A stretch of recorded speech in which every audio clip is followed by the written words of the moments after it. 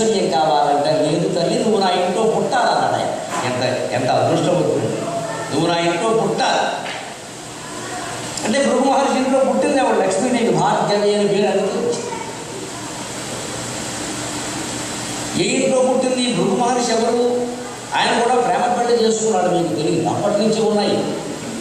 మరి ఎవరిని చేసుకున్నాడు? రాక్షస కాంతం చేసుకున్నాడు. నేను బంగారంగా నేను కావాలి నచ్చింది. ఏం చేస్తాం, లోపో భిన్న రుచి అంట. ఆయన రాక్షస కన్య నచ్చి చేసేసుకున్నాడు. ఇప్పుడు వచ్చాక ఏమైంది? కోవర్త కింద తయారైంది.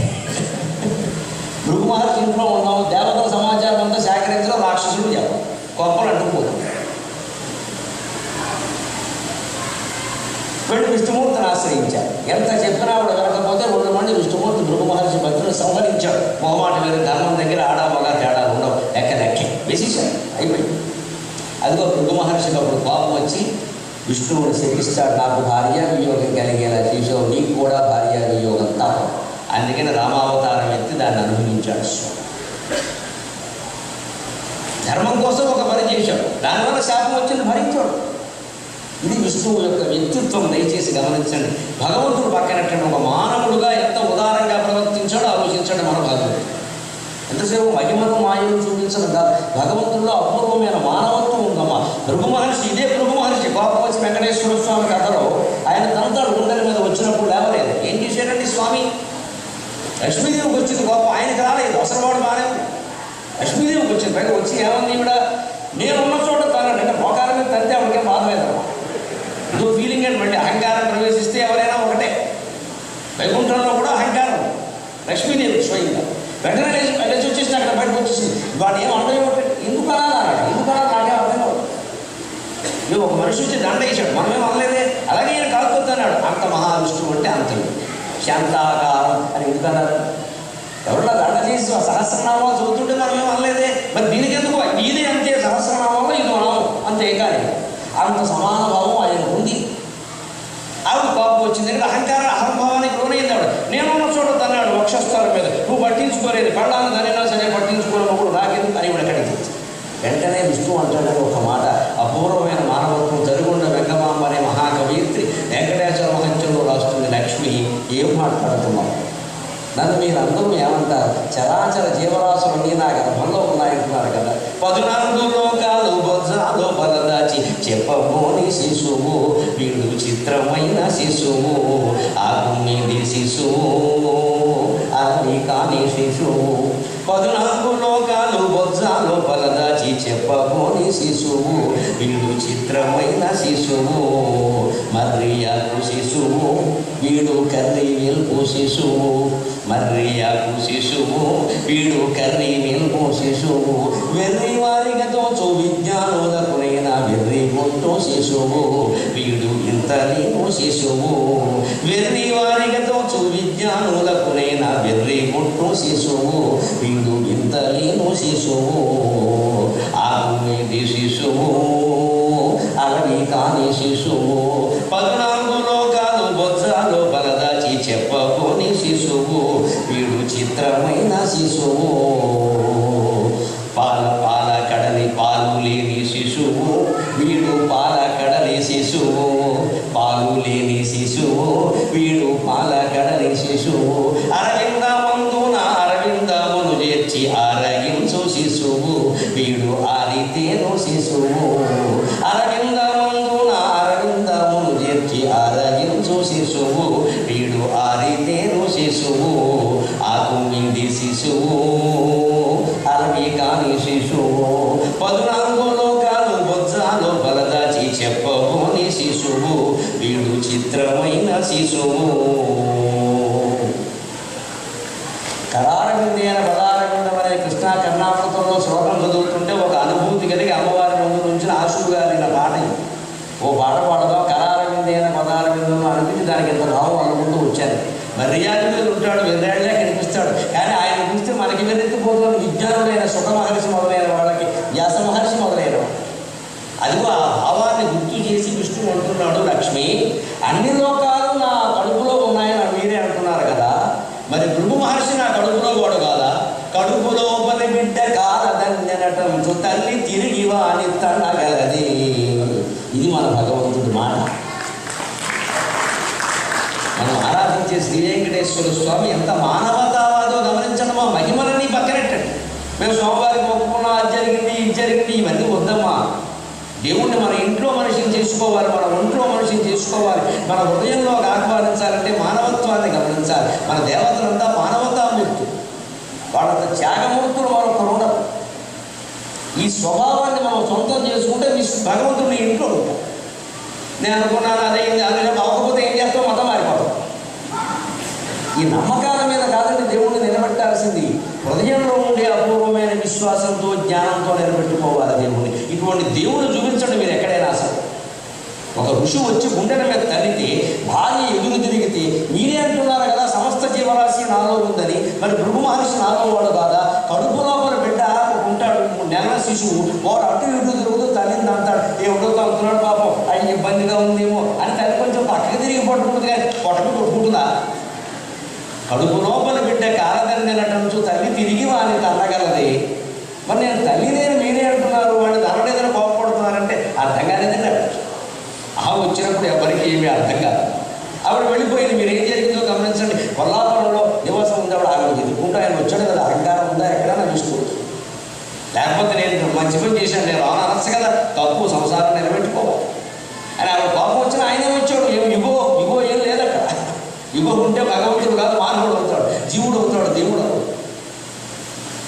ఆయన ఆవిడ కోసం ఆయనే దిగి వచ్చాడు, తిరుపతి కొండ మీద వెలిచాడు, మనం భక్తిగా సేవించుకుంటాం. ఈ తగత లేకపోతే ఆయన వచ్చేవాడు కాదు కదా.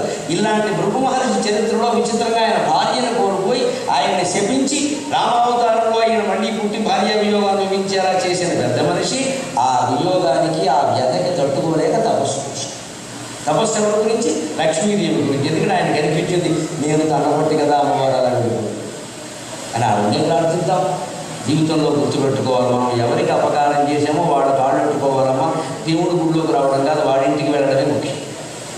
ఎవరిని మనం బాధ పెట్టామో, తల్లి కావచ్చు, తండ్రి కావచ్చు, అత్తగారు కావచ్చు, భార్య కావచ్చు, భర్త కావచ్చు, బంధువులు కావచ్చు, పరాయివాడు కావచ్చు, ఎవరిని మన మాటలతో కానీ చేతలతో కానీ మనం బాధ పెట్టామో ముందు వాడింటికి వెళ్ళి క్షమాపణ చెప్పాలి.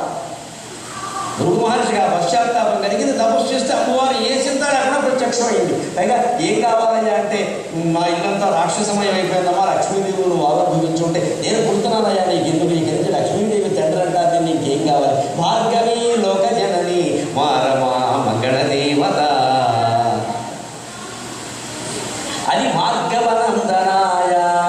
భృగు మహర్షి కుమార్తెలు అన్నటువంటి నీ చూపులు ఎంత అద్భుతంగా ఉన్నాయమ్మా. కాలంబుదాలి లలితోరసి కైటభారే కైటవాసుని సంహరించిన శ్రీ మహావిష్ణువు యొక్క వక్షస్థలం మీద నీలమేఘం మీద మెరుపు తీగ వాలినట్టుగా అమ్మవారి చూపులు వాలుతున్నాడు. ఆయన నీలమేఘంగా ఉన్నాడు, ఆ మేఘం మధ్యలో మెరుపులాగా అమ్మవారి చూపులు ఉంటుంది. అంటే గమనించండి వర్ణన ఎలా ఉందో. లక్ష్మీదేవి రావడం అనేది క్షమ క్షమ క్షమ అంటే ఏమిటంటే అర్థం, వచ్చిన వెంటనే వెళ్ళిపోతుంది బీకేది. మెరుపు తీగ ఎప్పుడు ఎక్కువ కాలం ఉండదు. మెరుపు వచ్చింది మెరుస్తుంది, మాయమవుతుంది, మెరుస్తుంది, మాయమవుతుంది. అందుకని ఐశ్వర్యం పట్టింది కదా అని మదవెక్కి ప్రవర్తించదు, వెంటనే వెళ్ళిపోతుంది. ఐశ్వర్యం ఎప్పుడు మెరుపు తీయాలి. అయితే ఐశ్వర్యం మన దగ్గర స్థిరంగా ఉండాలంటే మనం నీలమేఘంగా ఉండే శ్రీ మహావిష్ణువుని ఆశ్రయించాలి. ఆయన ఆశ్రయించడంతో లక్ష్మీదేవి ఎక్కడికి వెళుతుందండి? గజేంద్రుడు ఎవరిని పిలిచాడు? గజేంద్ర పక్షంలో చూడండి, లక్ష్మీదేవి రామం లేదు, వైకుంఠం అంతా రామం లేదు. వస్తే తిండటానికి కూడా అక్కడ ఎవరు లేరు. అందుకని గజేంద్రుడు ఎవరు, నా కాలు మొసలు పట్టుకుంది ఎవరు, నన్ను కాపాడవయ్యా అంటే విష్ణువు వెళ్ళాడు కదా. వెంటనే వెనకాల ఎవరంటారండి? తన వెంటను సిరి నచ్చి వెంటను అవరోధ ప్రాతము దాని వెంకను భక్షింద్రుడు దాని వెంకను ధను కౌమోదకి శంఖ చక్రని కాయమును నారదుడు ధ్వజనీకందునై వచ్చి రొయ్యన వైకుంఠపురంబునం గలుగువారు అబాల గోపాలము. మనం తెలుసుకోవాల్సిన విషయం, మహావిష్ణువును మన హృదయంలోకి ఆహ్వానిస్తే లక్ష్మీదేవిని వేరే ఆహ్వానించక్కల. ఎవరింటికైనా మనం పెళ్లికి పిలవడానికి వెళ్ళినప్పుడు భర్త భార్య అక్కడ ఉంటే రండి అంటాం. పొరపాటు ఒకరిని మర్చిపోయినా ఒకరిని పిలిచి ఇద్దరిని పిలిచినట్టే లెక్క. ఇక నాకు పిలిచేది బొట్టెట్టలేదని అనుకోకూడదు. భర్తను పిలిచారంటే భార్యను పిలిచినే. అందుకే ఈ గజేంద్రుడు ఆ పాట కొద్ది పిలిచాడు. ఐశ్వర్యం ఆయనకి ఎందుకు, నారదుడు ఎందుకు, పడలేక అక్కడ పాట పాడతాం మళ్ళీ కచేరీ. గరుత్మంతుడు ఎందుకంటే వీళ్ళందరూ వస్తే భోజనాలలాగా ఫుడ్ క్యాటరింగ్ ఇవ్వలేదా, వాడు మాత్రం వాడు ఉన్నాడు. ఆయన ఇచ్చాడు శ్రీ మహావిష్ణువు కుయ్యో పొందో అన్నాడు. అంటే ఈయన రాహు వచ్చాక ఈయన కూడా వాళ్ళందరినీ రమ్మని చెప్పాలా, అక్కడ ఎక్కడ లేదు, ఆయన వచ్చాడు అంతే. ఆవిడ వెనకాల రాశీగణమంతా వచ్చాడు. దాని వెనక పక్షి ఇంద్రుడు వెంటనే గరుత్మంతుడు వచ్చాడు. స్వామివారు పరిగెడుతున్నారు ఎక్కడికో. అసలు ఎప్పటికే నేను పని చేయకుండా జీతం తీసుకుంటానని పేరుంది. ఎందుకంటే ఎప్పుడూ స్వామివారు గరుత్మంతుడు వాడారు. నెలసరి జీతం ఇచ్చేస్తారు. గవర్నమెంట్ ఉద్యోగంతో గరుత్మంతుడు అంతే. సుఖంగా జీతం తీసుకోవడం కూర్చోవడం. ఎప్పుడు ఈయన వాడిని ఎప్పుడు పరిగెట్టడమే, ఆయన వెనకాల ఈయన పరిగెట్టడం చెప్తే గరుత్మంతుడి మీద గట్టిగా ఎక్కి కూర్చున్న క్షణాలు చాలా తక్కువ. అందుకని ఇప్పటికే నాకు జడ్డ పేరు వస్తుంది. లోకంలో పని చేయకుండా జీతం తీసుకుంటే వెనకాల గరుత్మంతుడు పరిగెట్టు. ఇంకా విచిత్రం మీకు ధను కౌమోదకి శంఖ చక్రనికాయంబులు ఏమో యాయుధోసం అవుతుందో ధనుష్యైన శార్గం గదైనటువంటి కౌమోదకి చక్రమైనటువంటి సుదర్శనం శంఖమైనటువంటి పాంచజన్యం అన్ని పరిగెట్టుకుంటూ వెళ్ళాడు. ఖడ్గమైనటువంటి నందకం. అంటే అర్థం ఏమిటండి? భగవంతుడు మన హృదయంలో ఆహ్వానించగలిగితే ధన కనక వస్తు వాహనాలు కావాలని కోరక్కర్లేదు. అవన్నీ వెనకాల వస్తాయి. సీఎం గారిని మన ఇంటికి విందుకు పిలిచేంత స్వరం మనకు ఉండాలి. ముఖ్యమంత్రి పిలిచి ఏమండి మీరు మా ఇంటికి విందుకు రండి అన్నవనుకో. వచ్చాడు. ఈ ముఖ్యమంత్రిని పిలిచాడు ఒక పెద్ద మనిషి. ఆయన వచ్చాడు. వస్తే ఎలా వస్తాడు ముఖ్యమంత్రి? ఓ 10 కార్లు ముందు ఉంటాయి, 10 కార్లు వెనకాల ఉంటాయి. కాన్వాయ్ అంట. అంతే కదా మరి. ఓ 100 మందితో వచ్చాడు. ఈయన ఏమన్నట్టే I didn't prepare so much, only 2 persons అని. అజ్ఞానం కాదు. ముఖ్యమంత్రిని ఇంటికి విందుకు పిలిచిన తర్వాత ఆయన కార్యదర్శి వస్తారు, వెనకాల వాళ్ళు వస్తారు, ముందు వాళ్ళు వస్తారు, 100 మంది వస్తారని ఆలోచించద్దు. మరి ముఖ్యమంత్రికి ఎంత హంగామా ఉంటే శ్రీ మహావిష్ణువుకి 3 లోకాలు 14 లోకాలు పాలించేవాడికి ఎంత హంగామా ఉంటుంది. అందుకని ఆయన హృదయంలోకి ఆహ్వానిస్తున్నామంటే ధనాన్ని కానీ బంగారాన్ని కానీ ఈ పక్షీంద్రుడు అంటే వాహనాలు మళ్ళీ బియ్యంటప్పుడు ఖాళీయే అది దాంతోనే వస్తాయి. నువ్వు అడగక్కర్లేదు. జీతం పెరిగేట్లా చూడ అక్కర్లేదు. లక్ష్మీదేవి అంటే అర్థం జీతం పెరగడమే. అంతేకాదండి ఆశ్చర్యకరమైన విషయం గజేంద్ర మోక్షం సారాంశం. నారదుడు వచ్చాడు. అంటే భగవంతుడు నమ్ముకుంటే సద్గురువు కూడా నీ ఇంటికి వస్తాడు. నువ్వు వెళ్ళక సదుపదేశం చేసేవాడు. నారదుడు అంటే ఎవరు? సద్గురువు. ధ్వజనీకాంతుడు అంటే సైన్యాధిపతి విశ్వక్షేముడు అంటే సమస్త రక్షణ నీ దగ్గర ఉంటుంది. అన్నిటికీ ఒకటే నమో నారాయణాయ. ఒకటే మంత్రం, రెండో మంత్రం అక్కడ ఒకటే మంత్రం. దీన్ని మనం జపం చేయగలిగితే ఇవన్నీ వెనకాల వస్తాయంటే మనం ఏం చేస్తున్నాం? మనం వెంకటేశ్వర దగ్గరికి వచ్చి మా అబ్బాయికి కొంచెం మంచి బాగా చదువు వచ్చేలా చూడు. బాగా చదువు వస్తుంది. వాడు తర్వాత ఏదో చేస్తాడు. అప్పుడు ఏం చేస్తాం? వాడు చెప్పిన వాళ్ళు వెంటలేదు. ఎవరినో ప్రేమించాక ఈ పెళ్లి జరగకుండా చూడు. మళ్ళీ ఆయనకే ఇవన్నీ. ఆయనకి మంటెత్తిపోతున్నా అన్నీ నేనైనా పనే లేదా? అలా కాకుండా మనం ఏమీ కోరకుండా నమో నారాయణాయ నమో నారాయణాయ నమో నారాయణాయ నమ శివాయ నమ శివాయ నమ శివాయ శ్రీమాత్రే నమ శ్రీమాత్రే నమ శ్రీమాత్రే నమ ఇది మనస్సులో నిరంతరం జపిస్తుంటే అవన్నీ వాళ్ళు చూసుకోరండి. ఈ మాటికి ఎన్ని కోరికలు కోరుతామా? గుళ్ళోకి వెళ్ళి కోరికలు కోరకూడదని కేవలం జ్ఞానం. భగవద్ దర్శనమే సమస్త లాభదాయకం. మనం ఏం అడగాల్సిన పని అడుగుతున్నామంటే మనం అమాయకం. దేవుడు చాలా తెలియని వాడు అడిగింది ఇచ్చేస్తాడు. కనకరెడ్డి పెడతాడు. మళ్ళీ అడుగుతాడు. అడగడం మానేసి దండం పెడితే పాపం ఏమీ అడగట్లేదు అమాయకులు అలా అన్నీ ఇష్టం. అంటే అడగకుండా ఉండడమే చాలా గొప్ప. మేఘం లాంటి నీ మీద మెరుపు తీగ లాంటి చూపులు పడుతున్నాయంటే మనం గుర్తించాలి. లక్ష్మీదేవి మెరుపు తీగ ఉండదు. ఒంటి నిలబెట్టుకునే లక్షణాలు వెనకాలి. అంటే ఆ మెరుపు తీగ ఒక్కసారి ఇక్కడ ప్రసరించకూడదని ఇప్పుడు ఉంటున్నాడు చూడండి.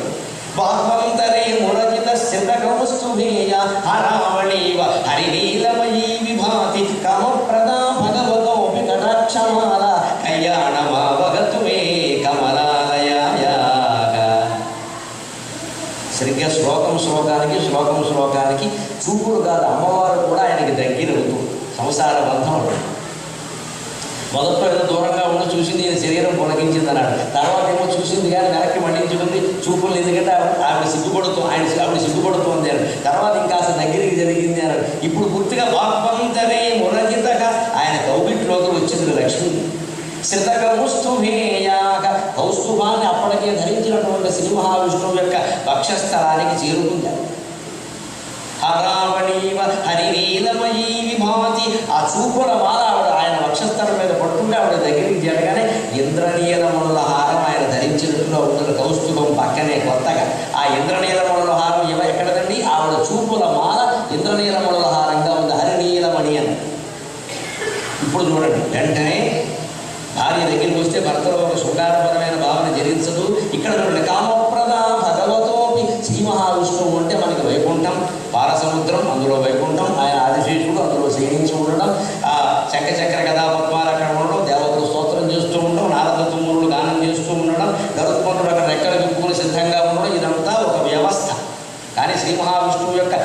స్వరూపం నిరాకార నిరంజన నిర్గుణ స్వరూపం.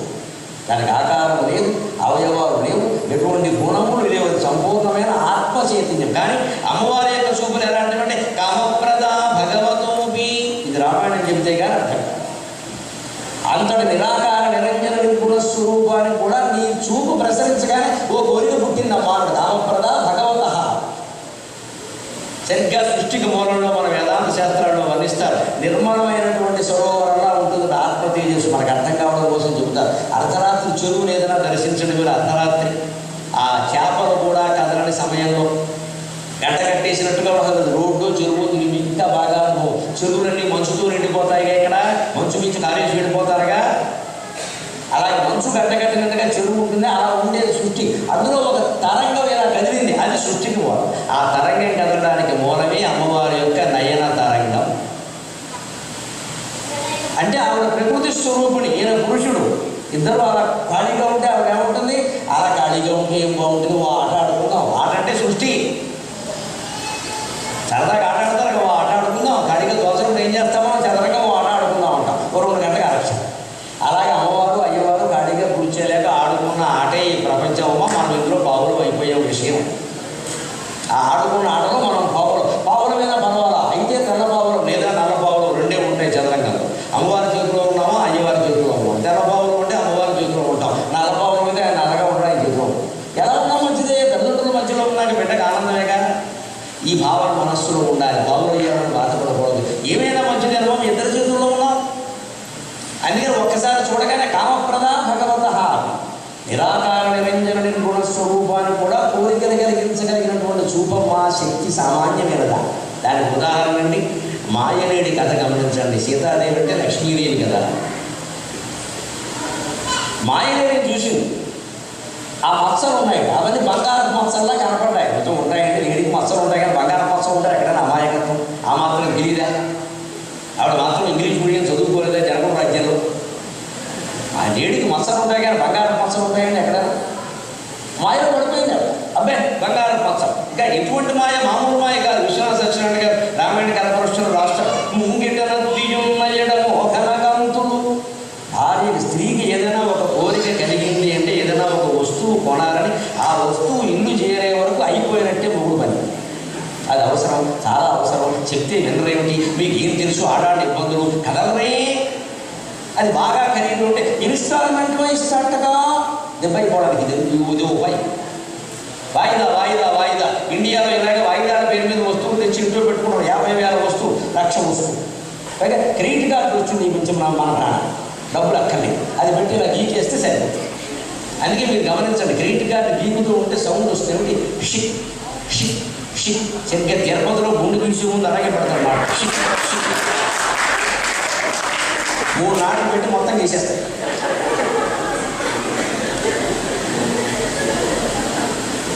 దీనికి ఒక పెద్ద పాసం దానంగా క్రెడిట్ కార్డులే. ఎక్కడికైనా వెళ్ళగానే ఇది ఎలా తీయడం. 3 పందేల్లో కత్తులు అలాగే ఉంటాయి వరుసగా పెట్టి. అయితే పూర్వం మంగళ దగ్గర పొద్దుండేది గుడ్డది. ఆ గుడ్డ విప్పేవాడు ఇలాగ, దాంట్లో రకరకాల కత్తులు. ఇది చవరమేగా, ఇది అంతే. ఇక అక్కడి నుంచి ఆ కార్డా ఈ కార్డా మొత్తం రికార్డు అడిగి. అలా కాకుండానమ్మా మొహమాటం లేకుండా చెబుతున్నా, డబ్బు వాడితే వచ్చే ప్రయోజనం ఉంటుంది. నేను ఎప్పటికీ క్రెడిట్ కార్డు వాడను, ఏటీఎం వాడను. ఖచ్చితంగా డబ్బులు ఉండాల్సింది. 100 తీసి ఖర్చు పడుతుంటే అనిపిస్తుంది మనసుకి, ఇన్ని 100 అవసరమా, ఎంత డబ్బు ఖర్చు పెట్టేస్తున్నాం. ఈ 100 రూపాయలు సంపాదించాలంటే మనకి ఎంతకాలం పడుతుంది, ఎంత వాగితే వస్తున్నాయి ఇవన్నీ. ఎన్ని ఉద్యోగాలు చేస్తే వస్తుంది. 100 నోటు, 500 నోటు, 1000 నోటు తీస్తుంటే అనిపిస్తుంది 100 పర్వాలేదు, 1000 అయినా అనిపించదు, అనిపిస్తుంది. 1000 రూపాయలు ఇచ్చేస్తున్నాం. ఒక హోటల్కి వెళ్ళాం, 1000 రూపాయలు. ఓ పూట ఊరికి 2 ఇడ్లీ చట్నీ, 4 వెళ్ళాం, అయిపోయింది. ఓ సినిమాకి వెళ్ళాం, 1000 రూపాయలు. 150 రూపాయలు నాకు టికెట్ మనిషికి. అది కూడా ముందు రోజు నుంచోవాలి. ఏదో కళ్యాణం బుక్ చేసుకోండి, ఇది క్షవర కళ్యాణం. 1000 రూపాయలు ఉంటే 3 కూడా కాదు, 2.5 గంటలు. అది కూడా ఆనందం కాదు, తనలేపి ఇంటికి రావడం పనికి మానేసి. అది ముందు తెలియదే ఉంటుంది. ఏదో అమృతాంజనం వాడకముందు, వాడిన తర్వాత, జీవనం వాడకముందు, వాడిన తర్వాత లాగా తెలుగు సినిమా చూడకముందు, చూసిన తర్వాత 2 ఫోటోలు ఉంటాయి. చూడకముందు హాయిగా ఆనందంగా శ్రీ వెంకటేశ్వర చూశాక చుట్టూ పీకేసుకుని ఇచ్చాడైతే అయ్యో అర్థమో జరిగాలి లాజిక్ ఉంటే కదా. ఒక మనిషి 20 మందిని కొట్టేస్తాడు, వాడి జీవితంలో ఒక్కడిని కూడా కొట్టాడు. ఇంటికి కొడతాడు. ఇద్దరు ప్రేమించుకోవడానికి 26 కొట్టాలు 36 గొడుగులు ఉంటాయని ఎందుకు? పోలీసులు ఎప్పుడు చివరిలోనే వస్తారు, మధ్యలో రారు. ఎందుకు? ఇవన్నీ చూసి పిచ్చెక్కింది.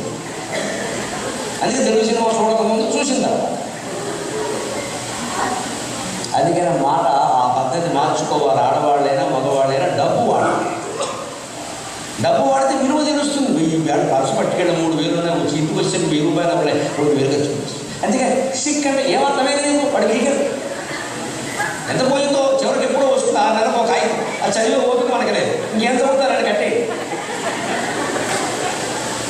అన్ని వస్తువులు ఇన్స్టాల్లో పెద్ద సోఫా సెట్స్ చూపిస్తాడు టీవీలో. అది రావాలి బెట, అది 50,000 మన సంసారానికి అవసరమైంది కాదు. ఆర్భాటం పర్వాలేదు, నెలకి 1000 వాడు పెడతాడు వాయిదా.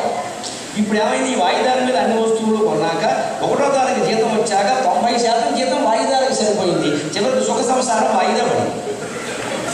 ఈ సంసారంలో సుఖం ఎక్కడిది? అది వాయిదే. అది పనికిరాదమ్మా. సరిగ్గా సీతాదేవి చేసిన పని అదే రామాయణంలో. ఎందుకు అమ్మవారు అలా ప్రవర్తించిందంటే ఆవిడ తెలియదండి. లేడీకి మా లేడీ తప్పితే నిజమైన లేడీకి మచ్చలు సరిగ్గా ఉండవు, బంగారం కోసం ఉండవు. మన కోసం మనకు ఉదాహరణ ఉండడం కోసమే దేవతలు ఆ పనులు చేస్తారు. అయితే వాళ్ళ అజ్ఞానం ఎందుకు పడతారు? అందుకని అంటున్నారు, ముంగిట నద్దియున్నయడ మొగన కంతుడు పర్ణశాల ఎందుంగల శతకోటి చీకటులతో శత సూర్యుల మోనె వైరవేలంగలని. పర్ణశాల ఎందుంగల చిమ్మ చీకటులతో శత సూర్యుల మోనె వైరవేలంగలని.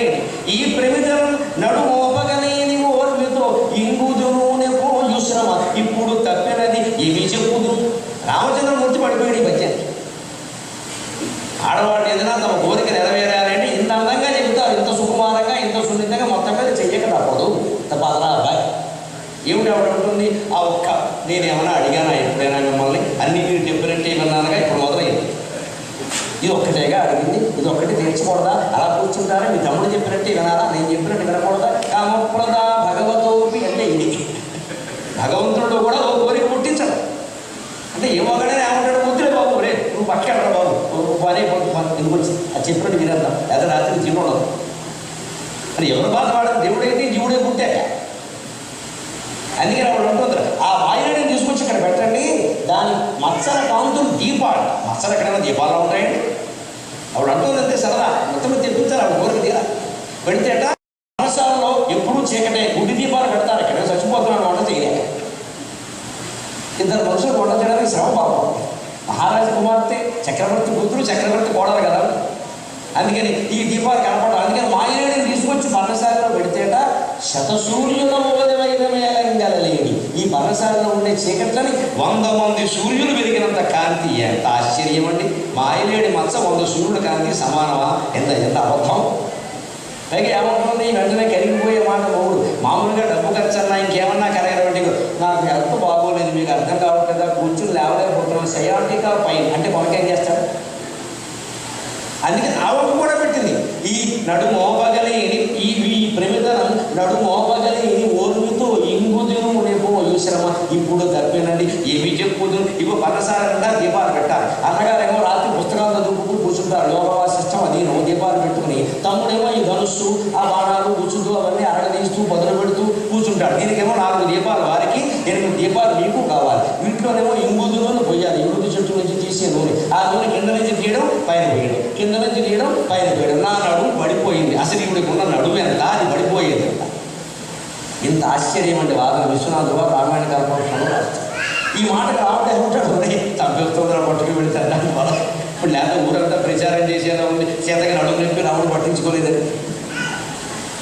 ఇలా అంటే కోరిక మనస్సులో పుడితే ఇలా అంటాం. మగవాళ్ళమైనా ఆడవాళ్ళమైనా ఎవరైనా. అప్పుడు ఏం జరిగిందండి? లక్ష్మణుడు అక్కడికి చెప్పాడు, అమ్మా ఒక్క వాళ్ళకి నా మాట వినండి. మీ కోరిక కాదమ్మా, అది మాయలేడి. అది తింటోంది, అన్నం తింటోంది, గడ్డి తింటుంటే చూడండి దయచేసి. అది తినడం లేదు, పరకలు కొరికి పారేస్తాం. ఎందుకు తెలుసా? కామరూపం ధరించిన వాళ్ళు ఎవరైనా సరే 4 సందర్భాల్లో బయటపడి తీరతారు. అన్నం తినేటప్పుడు, నిద్రపోయేటప్పుడు, దాంపత్య క్రీడ సందర్భాల్లో, అలాగే మరణించారు. ఈ 4 సందర్భాల్లో నిజరూపం బయటపడుతుంది.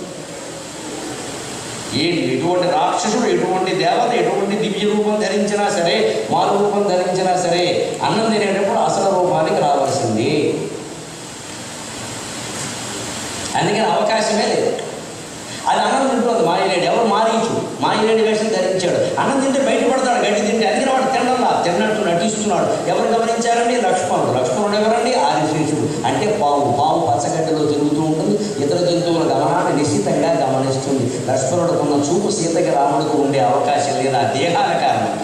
దేవుళ్ళు అయితే కావచ్చు, దేహం ఉపాధి, దాని లెక్క దానికి. అందుకని అనుమాన పక్షి అంటే అనుమానమే. మరి పావు లక్షణమే. ఆయన చెప్పాడు. చెప్తే ఇప్పుడు వెంటనే పైగా ఏముందంటే, నీ భార్య తగ్గిలేదు, నీకు సరసలు తెలియదు. ఇది కూడా ఆయన ఒక భార్యను అక్కడ వదిలిపెట్టి నిద్రాహారాలు మానేసి చాకరీ కోసం ఆయన వస్తే, నీ భార్య తగ్గిలేదు, నీకు సరసలు తెలియదు, మీ ఆవిడ అడిగితే కాదంటావా? నేను ఆ మాట్లాడింది ఏమంటాడు? ఆయన పక్కెళ్ళిపోయాడు. అప్పుడు రాముడు గోల్ లేదా నీ వదిలే ఎప్పుడు అడక్క అడిగింది, వెళదాం. అంతగా మా రాక్షసుడు అయితే చంపేస్తాను, లేడైతే పట్టుకొస్తాను, ఏముంది ఇందులో అని వెళ్ళాడు. కానీ గమనించండి, దయచేసి 5 నిమిషాల్లో రామాయణ కథ మొత్తం మారిపోలేదు. ఒక్క కోరిక కారణం.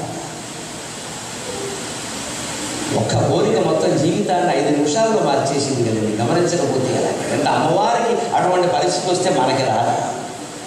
అందుకని అప్పుడు ఏం చేసింది? ఇప్పుడు రాముడిలో చరణం కోసం కామప్రద భగవతోపి ఓ చూపు చూసింది. వారి మీద కూడా చూపుతాడు రాముడు. ఆ చూపులో అర్థం ఏమిటంటే, అది అలౌకికమైన చూపమ్మ. అంటే అసలు మనం ఎవరో, నువ్వు విష్ణు, నేను లక్ష్మి, ఇక్కడికి ఎందుకు వచ్చావు? జరగాలి, వెళ్ళు. ఆయన మాట వింటానికి స్టోరీ, స్క్రీన్ ప్లే, డైరెక్షన్ అంతా ముందు అయిపోయింది. అక్కడ ఏం చెయ్యాలి? అంచేత జరుగుతుంది, వెళ్ళు. ఇది అలౌకికమైన చూపు. అది రామచంద్రమూర్తికి అర్థమైంది. లక్ష్మణుడికి మనకే అర్థం కావాల్సిన అవసరం లేదు. అందుకని ఆయన లేచాడు. జరగాల్సిన కథ జరగాలి. తర్వాత ఏం జరిగిందో అందరికీ తెలుసు. అదే చెప్తున్నాడు ఇక్కడ ఆచార్య స్వామి. కామప్రద భగవతోపి కటాక్షమాల కళ్యాణమావగతు మే కమలాలయాక. నిరాకార నిరంజన నిర్గుణ పదార్థంలో కూడా కోరికను రగిలించగలిగినటువంటి ఆ చూపు నీ బిడ్డలాంటి నా మీద ప్రసరింపజేయమ్మా అని. ఇప్పుడు 7వ శ్లోకంలో ఆవిడ దగ్గరైంది. వెంటనే సంతానం కలిగింది. ఎవరండి? ప్రథమ సంతానం. ప్రాప్తం పదం ప్రథమత ఖలు యత్ప్రభావ మాంగళ్యవాది మధుమాతిని మన్మధేన మయ్యాపదేత్తదిగమందర వీక్షణార్థం మందాలసం చ మకరాలయ కన్యకాయ. మొట్టమొదట పుట్టినవాడు ప్రథమత ఖలు యత్ప్రభావాత్. ఈ లక్ష్మీనారాయణ యొక్క సంగమం కారణంగా మొట్టమొదటి భావంలో జన్మించిన వాడు ఎవరండి? మన్మథుడు.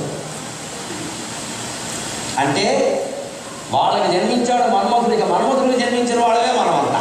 మన్మథ భావాలు అందరిలో ప్రవేశించే కదా 750 కోట్లు ప్రపంచం అంతా అయ్యా. ప్రత్యేకించి భారతదేశంలో 110 కోట్లు అయ్యారు మన అదృష్టం. లేకపోతే ఎందుకు కలుగుతారు ఈ సంతానం అంతా? అందుకని వాళ్ళు ఏం చేశారు? చాలా తెలివితేటగా మన్మథుడు అనే ఒకరిని కానీ దేశం మీద వదిలేశారు. ఇక నువ్వు చూసుకోరా అబ్బాయి.